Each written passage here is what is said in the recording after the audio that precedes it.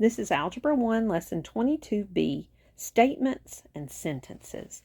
Now you may be saying, wait a second, this is math with Mrs. Hill. Why are we talking about statements and sentences? Well, here are some sentences that we can look at. The first one says, the number of peaches equals the number of apples.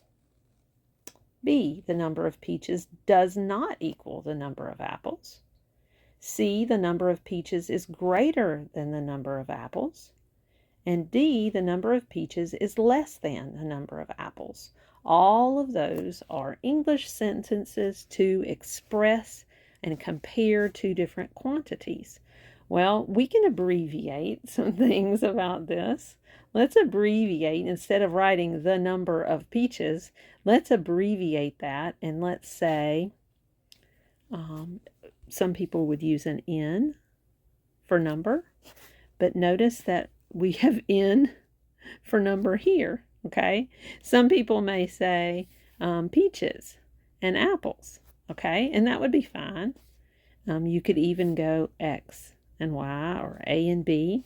But what your book's going to do is try to name it in a way that when we get done with it, we are able to know and remember what that variable stands for. So if we have number of peaches, they're going to use number of peaches.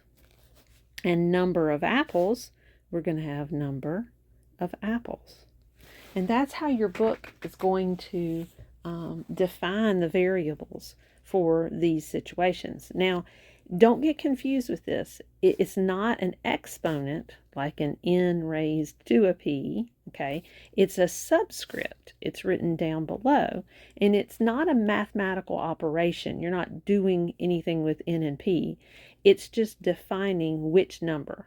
This n stands for the number of peaches, and this n stands for the number of apples, okay? So don't let that confuse you.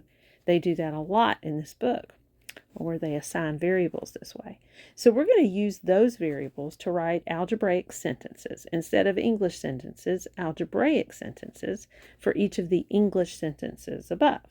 Okay, so let's go up here, and instead of writing the number of peaches, we're going to write this. And equals, we know how to write that, equals, and then number of apples. The number of apples. In B, the number of peaches does not equal. So how do I write that? Well, this is equal, and I put a slash through it to say does not equal the number of apples. Here we have the number of peaches is greater than. How do you write an is greater than? It's going to look like that. The number of apples. And then the number of peaches is less than the number of apples. Okay.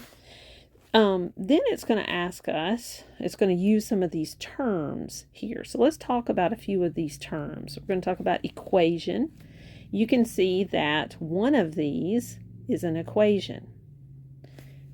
This one, because it has an equal sign. And then we have three that are inequalities. Okay, let's look at that word. We just saw an equation because it's got an equal sign. But an inequality is going to be something that says that they're not equal, or this is greater than, that shows they're not equal, or a less than, it shows that they are not equal. That's what an inequality is. So we have a couple examples of an inequality. This is an inequality. So you would say this whole thing is an inequality. Here's an inequality. Here's an inequality. So we have one equation and three inequalities. And those are the terms they're going to be using in this section, where you take statements and sentences and rewrite them as algebraic expressions.